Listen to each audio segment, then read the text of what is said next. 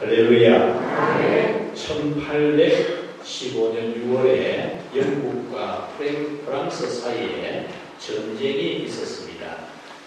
그 시대의 전쟁 때에는 무선 신호 기계가 발명되지 않은 시대여서 불빛 같은 그런 신호를 통해서 전쟁 상황을 파악하였습니다.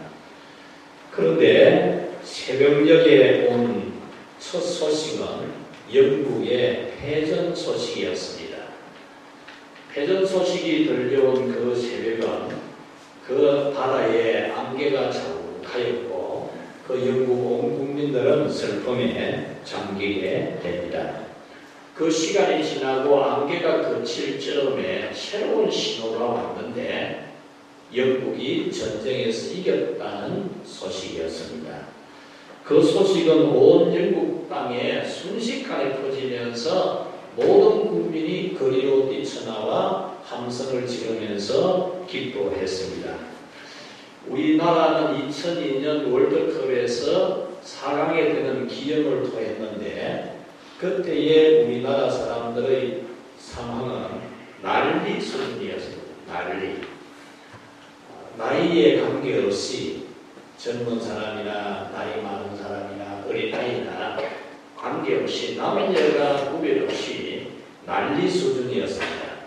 그때 우리 지역에 있는 목사님 두 분하고 저하고 같이 우리 집에서 텔레비전 작은 것을 보면서 꼬란 곳을 넣었을 때에 제일 연세 높은 목사님도 일어나서 벌쩍벌쩍 뛰면서 좋아하는 모습을 본 그런 경험이 있습니다. 1945년 8월 15일 미국을 중심으로 한 연합군이 일본을 패망시키고 일본 천황이 한국을 선언하게 되었을 때 식민지 지배를 받았던 우리나라 국민들은 모두 다 거리로 뛰쳐나와서 함성을 지르며 기뻐했다는 역사적 자료가 남아 있습니다. 6.25 전쟁으로 이 대한민국, 이 한반도는 재떨미가 되었고 전 세계에서 최빈국, 가장 가난한 나라가 되었었습니다. 제가 지난 주간에 인터넷에 올라온 조선시대의 청계천 사진을 보았는데 그 시대에 찍어놓은 흑백 사진을 보니까 참으로 처참한 조선시대의 그 청계천이라는 곳은 정말 보잘것없는 그런 사진을 볼 수 있었습니다. 강둑이 별도로 있는 게 아니고 그냥 무너져내린 흙더미 아래에 그냥 물이 흐르고 있고 거기에 아이들이 그냥 몇 감고 뛰노는 그런 장소. 그 주변에 있는 주택들이라는 것은 판자, 나무로 그냥 만들어 놓은 판자집, 그런 집이었습니다. 그러니까 우리나라가 얼마나 피난 나라, 가난한 나라였는지를 알 수가 있죠. 그런 나라에서 전쟁을 겪고 난 이 대한민국, 이 한반도는 정말 세상에서 가장 못 사는 나라였습니다. 그러나 지금 우리 국민들은 세계 어디에 가서든지 코리안이라고 하는 자부심을 가지고 사람들이 부러워하는 눈빛을 받으면서 살아갑니다. 지금도 우리는 전염병과 여러 가지 절망의 터널을 지나면서 우울한 시기를 지나고 있지만 또다시 희망의 노래를 부를 날을 하나님이 주실 줄 믿습니다.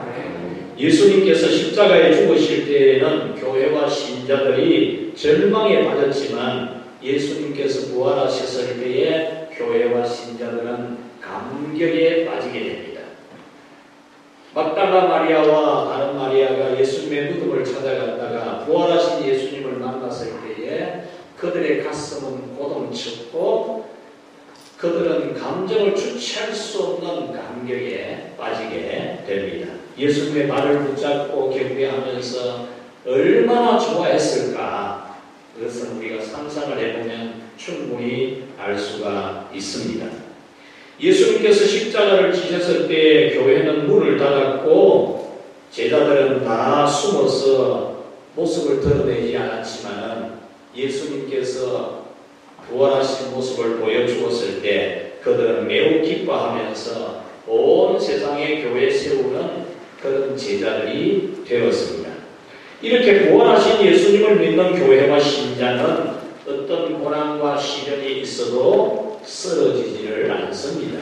부활하신 예수님을 믿는 사람은 고난이 있다 해서 시련이 있다 해서 주저앉거나 포기하지 않습니다. 부활의 예수님을 믿는 교회와 신자는 어떤 역경이 와도 참고 견디고 이기고 승리하는 삶을 살아갑니다. 오늘 주 예수님을 믿는 여러분들이 어떤 고난과 역경 가운데 있어도 예수님의 힘을 힘입어서 능히 승리하는 여러분이 되시기를 축복합니다.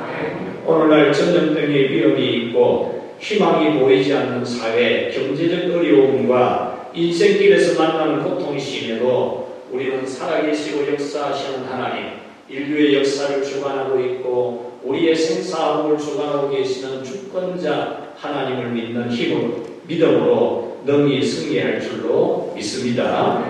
예수의 이름으로 나는 일어서리라. 주가 주신 능력으로 나는 일어서리라. 원수가 날 향해 와도 쓰러지지 않으리. 주가 주신 능력으로 나는 일어서리라. 우리 이 찬양 한번 부르면서 예수님의 능력으로 여러분들이 일어나기를 다짐하면서 이 찬양 한번 같이 부르도록 하겠습니다.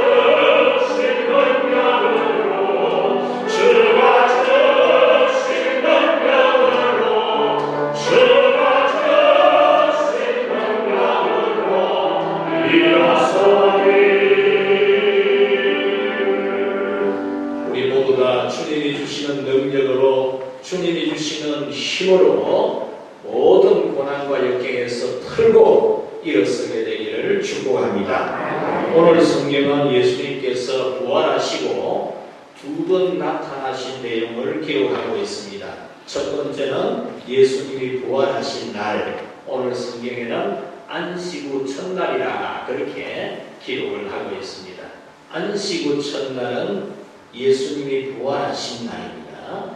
예수님이 부활하신 날 밤 저녁에 예수님께서 제자들을 찾아가셨습니다.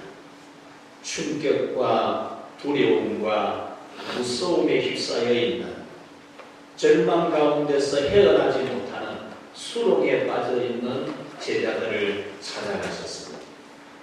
그리고 8일 만에 다시 한 주간이 지나고 마치 우리가 지난 주일에 부활절을 지나고 오늘 한 주간을 지난 또다시 주일에 주의 집을 찾아왔듯이 예수님은 제자들이 모여있는 곳에 나타나십니다.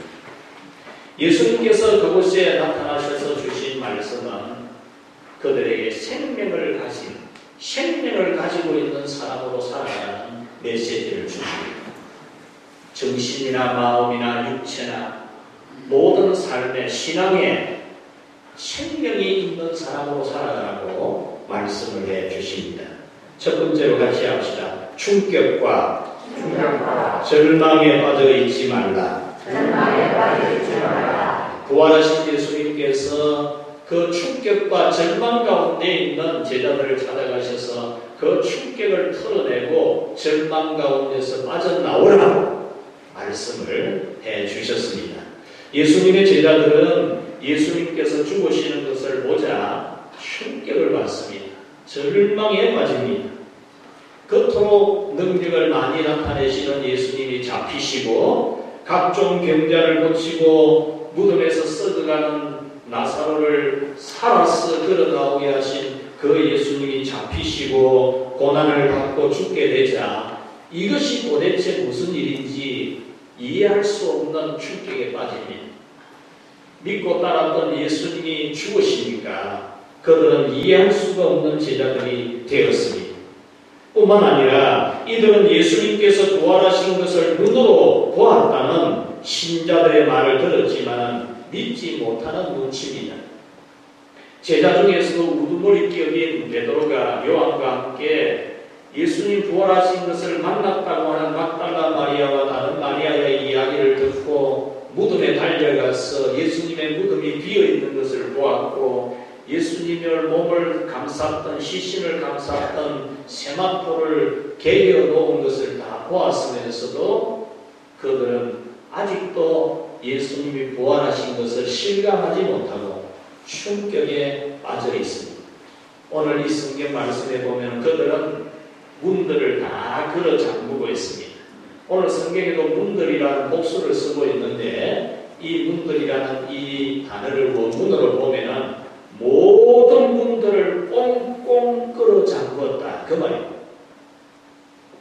두렵고 무섭고 불안해서 자기들이 어떤 고난을 당하게 될지 어떤 핍박을 받게 될지 어떻게 죽임을 당하게 될지 불안해서 모든 문들을 다 걸어 잠그고 불안에 떨고 있었다라는 겁니다. 그 중에서도 도마는 더욱더 충격을 많이 받은 제자 중에 한 사람입니다. 첫 번째 예수님이 안식 후 첫날 부활하신 날 밤에 예수님이 그곳에 찾아왔을 때에 도마는 그 자리에 없었습니다. 왜 없었을까? 우리는 도마가 믿음이 없는 의심이 많은 제자로만 인식을 하기 쉬운데 이 도마가 왜 그 자리에 없었을까? 아마도 그는 충격을 다른 제자들보다 더 많이 받았던 것으로 볼 수 있습니다. 예수님이 죽으시는 것을 보고 실망하고 좌절하고 어떻게 이렇게 될 수가 있는가 싶은 회의감에 빠지는 방황하는 그런 도마였다는 것입니다. 그리고 부활하신 예수님을 만난 제자들이 우리가 이곳에 있을 때 예수님이 이곳에 오셨다라고 말을 해주어도 도마는 도대체 믿지를 못합니다. 이들이 하는 말이 무슨 말인지 자기 동료 제자들이 하는 말이 무슨 말인지 도무지 이해되지 않는다는 반응을 보였습니다. 25절에 보면은 도마는 내가 예수님의 손에 있는 못자국을 안목으로 나는 못 믿는다. 예수님이 창에 찔린 옆구리에 내 손을 넣어보지 않고는 나는 절대로 안 믿는다. 그런 말을 할 정도로 이 도마는 충격이 매우 컸습니다. 예수님이 죽으신 것에 대한 충격이 너무나 큰 겁니다. 이 말씀을 원문으로 지적하면 되었습니다. 내가 그의 손들에 있는 못자국을 복수로 되어져 있어요. 예수님의 손들 한 개 손 봐가지고 못 믿는다는 거예요. 두 개 다 봐야 된다. 예수님의 두 손에 있는 못자국을 내가 다 봐야 되고 내 눈으로 봐야 되고 그 다음에 나의 손가락을 못들의 자국 안으로 밀어 넣어 봐야 된다.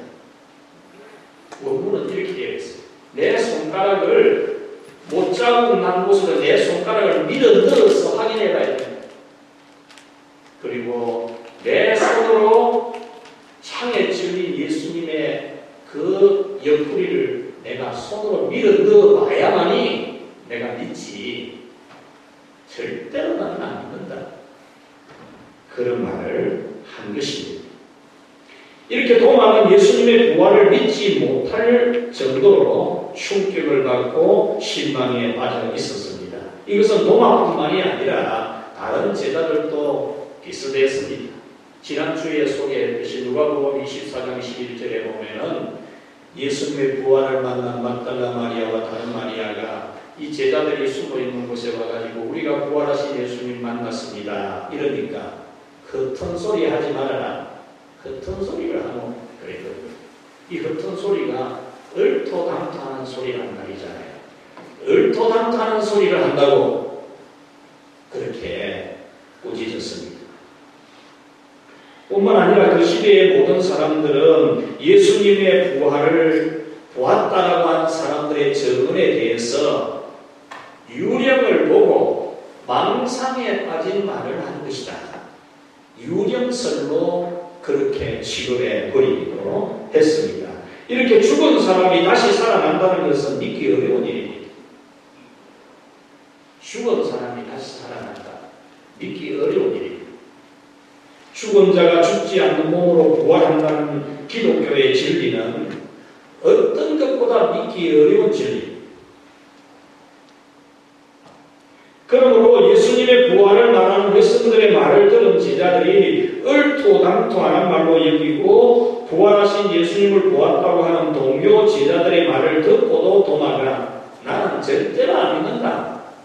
그런 말을 했던 겁니다. 이와 같이 어려운 일을 만나면 희망을 가지기보다는 충격에 빠지고 절망에 헤매게 됩니다.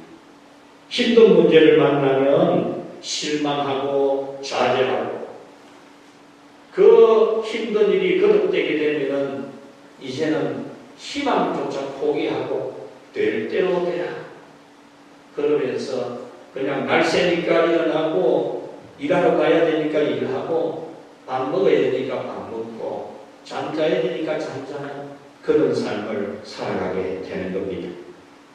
어쩌면 지금도 여러분 가운데는 충격을 받고 시리에 빠져 있는 분도 있을 것입니다.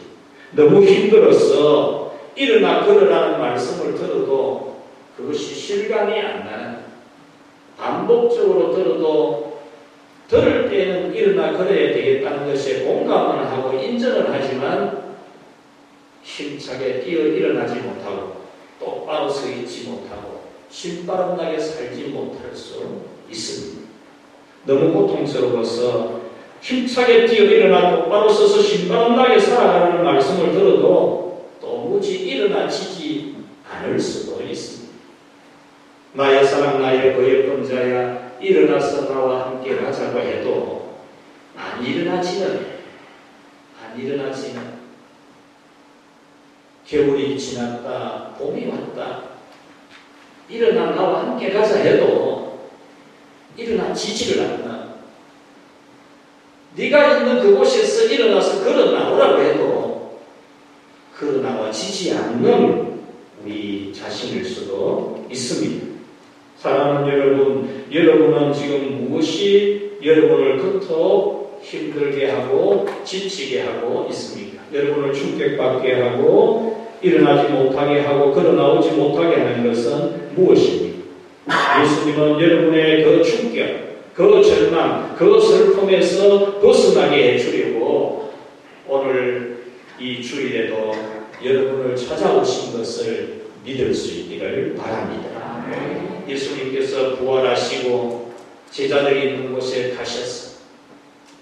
예수님이 죽으시는 것을 보고 충격을 받아 있는, 절망하고 있는 그들을 찾아가셔서 다시 그들을 일으켜 세우려고 하셨듯이 그 자리에 없었던 도마가 내가 내 손가락으로 예수님의 못자국을 한번 뒤집어 들어가서 확인하기 전에는 나는 못 믿는다고 하는 것처럼 여러분들이 절망하고 낙심하고 내 인생에 희망이 없을 것 같은 그런 낙심 가운데 있다면 오늘 예수님이 여러분을 찾아오셔서 일으키시려고 하는 것을 믿게 되기를 바랍니다. 그래서 여러분들이 충격을 틀고 모든 절망과 허우적거림 그 실망에서 여러분들이 떨쳐버리고 나오는 그런 놀라운 생명의 부활이 있기를 축복합니다. 두 번째로 예수님께서 하신 말씀은 같이 합시다. 생명성을 가지라. 부활하신 예수님께서 제자들에게 해주신 말씀은 생명성을 가지라. 이 31절에 보면 오직 이것을 기록함은 너희로 예수님께서 하나님의 아들이심을 믿게 하려 함이요 또 너희로 믿고 그 이름을 힘입어 생명을 얻게 하려 함이라고 했습니다.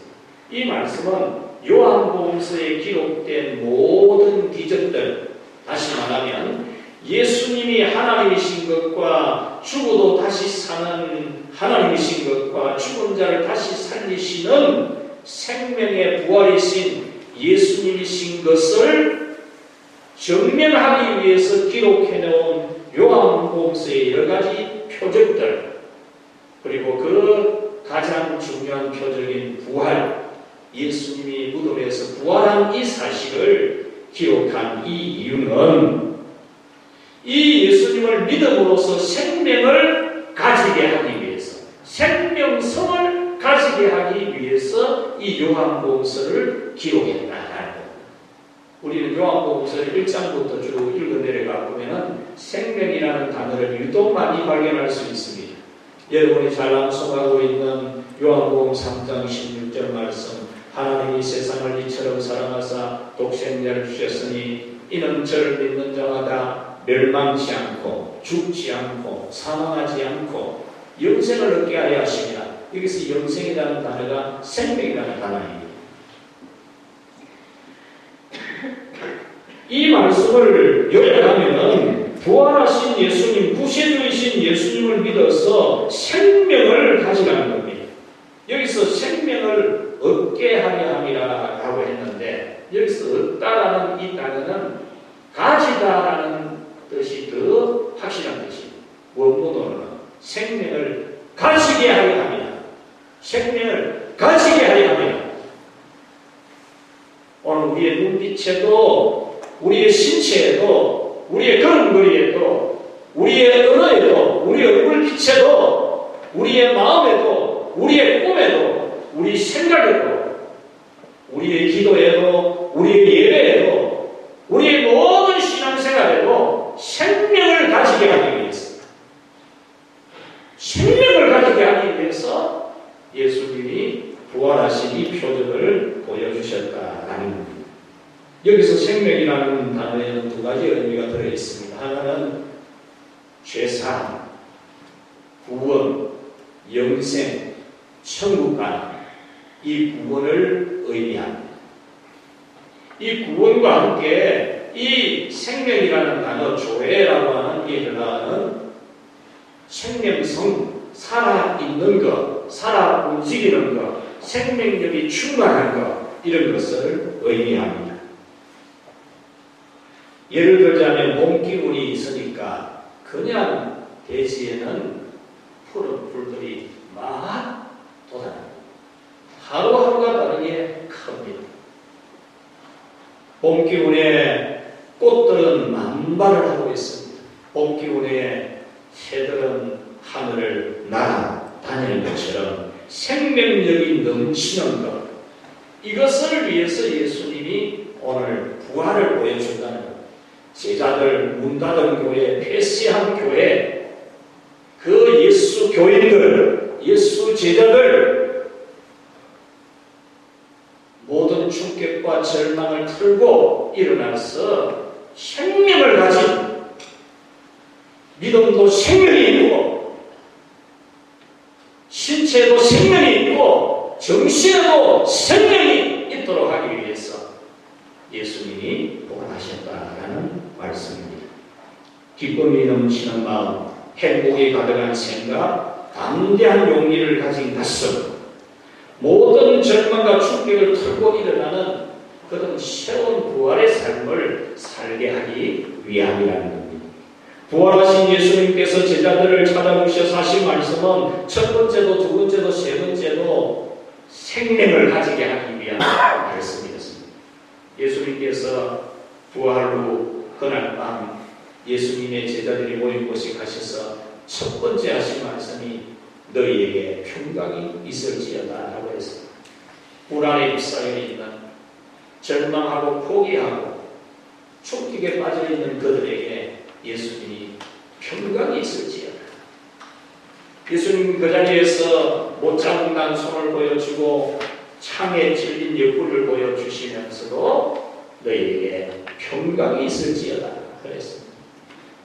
그리고 일주일 후에 다시 도마가 있는 자리에 오셔서도 예수님이 하신 말씀은 너희에게 평강이 있을지어다 했습니다. 이 말씀은 그 당시 예수님의 제자들이 충격에 빠져서 절망에 빠져서 희망을 잃고 모든 것을 포기하고 두려움과 무서움과 불안에 휩싸여 있을 때에 예수님이 그들의 마음을, 그들의 신체를, 그들의 영혼을 생명을 가지게 하기 위해서 우리 10편 23편 말씀 중에 여호와는 나의 목자시니 내게 부족함이 없으리로다. 그가 나를 푸른 풀밭에 눕게 하시며 쉴 만한 물가로 인도하시는도다. 내 영혼을 소생시키시고 하는 말씀이 있습니다. 내 영혼을 소생을 시키듯이 예수님은 제자들의 영혼을, 삶을, 사명을 소생을 시키기 위해서 예수님이 다시 그들에게 나타나셔서 평강이 있을지어다 라고 하신 것입니다. 이와 같이 예수님은 오늘도 바로 이 자리에 우리를 찾아오셔서 너희에게 평강이 있을지어다. 할렐루야. 예수님의 말씀은 권세가 있습니다. 능력이 있습니다. 믿음으로 받으면 그렇게 되어집니다. 여러분의 마음이 옥토가 되어서 너희에게 평강이 있을지어다라는 이 말씀, 예수님의 말씀 그대로 이루어지는 창조자의 말씀을 믿고 아멘으로 받기를 축원합니다. 그래서 여러분들이 모든 충격과 절망과 낙심, 우울함, 우려하는 마음, 두려워하는 마음, 불안한 마음에서 헤쳐나오게 되어지기를 축복합니다. 충격에 빠져서 방황하던 도마, 예수님이 그러면 너는 네 손가락으로 내 이 못 잡고 난 것을 한번 넣어봐라. 네 손으로 내 창에 찔린 옆구리를 한번 넣어봐라. 이렇게 말씀하셨을 때에 이 도마는 나의 주님이시여 나의 하나님이십니다. 이 도마의 신앙 고백은 매우 탁월한 것입니다. 도마가 예수님이 십자가에 돌아가시기 이전의 신앙보다도 더 탁월한, 그것을 능가하는 믿음을 보여줍니다. 예수님의 부활을 확인한 이 도마는 예수님이 십자가에 죽으시기 이전에 가졌던 믿음보다도 더 나은 믿음으로 변화가 일어났던 겁니다. 사랑하는 우리 성도 여러분, 오늘 예수님은 여러분을 찾아오셨음을 믿으시기를 바랍니다. 전염병 때문에 우려하는 마음이 많이 있고 어느 날 순간부터 여러분 마음에 우울함이 쫙 깔리고 힘들고 개인의 삶의 어려운 일들 때문에 삶에 지치고 사회적 문제들 때문에 충격을 받고 깊은 수렁에 빠져있는 여러분을 구해주려고 찾아오신 예수님, 그 예수님이 여러분에게 평강이 있을지어다, 평강을 축복해 주시는 말씀을 믿기 바랍니다. 여러분으로 하여금 그 충격과 신망에서 충분히 벗어날 수 있도록 평강이 있을지어다, 평강이 있을지어다, 평강이 있을지어다라고 말씀하시는 이 말씀을 여러분도 받고 도마처럼 고난 이전의 믿음보다 더 능가하는 뛰어난 믿음을 가진 도마처럼 여러분도 이전보다 더 뛰어난 지난날의 믿음을 능가하는 그런 부활 신앙을 가지게 되기를 축복합니다. 죽음에서 부활하신 예수님을 믿는 믿음, 예수님의 은혜와 능력을 힘입어서 모든 약함에서 강하여지고 모든 절망에서 일어나는 여러분의 예배에도 생명성이 있고, 예배가 생명성이 있어야 되잖아요. 기도 하나에도 생명성이 있어야 되고, 찬송 하나에도 생명성이 있어야 되고, 주님을 사랑하는 모든 일들에도 생명이 있어야 되지 않습니까? 오늘부터 여러분 가슴을 펴시고 힘차게 찬송 부르고 세상을 향해서 호령하는 예수님의 부활을 경험한 제자들이 모든 곳에 교회를 세우는, 온 세상의 교회 시대를 개막시키려고 힘차게 달려간 것처럼 여러분들이 이제 가슴을 펴고 부활 생명을 가진 그런 여러분으로 살아갈 수 있기를 주의 이름으로 축복합니다. 하나님 아버지 감사합니다. 이 세상의 수많은 일들로 인하여 침체된 우리의 마음들, 지치고 고나여 넘어지는 우리의 심령들, 일어서 보려고 하지만, 일어서야 된다고 생각하지만 일어나지 못하고 있는 우리를 다시 이렇게 세워주시려고 찾아오셔서 너희에게 평강이 있을지어다, 너희에게 평강이 있을지어다, 너희에게 평강이 있을지어다 하시는 주님, 오늘 이 자리에 있는 주의 백성들이 그 말씀을 믿음으로 평강을 찾게 하여 주시옵소서.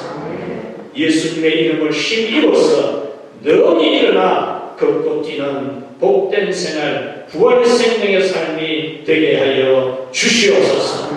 예수님 이름으로 기도하옵나이다.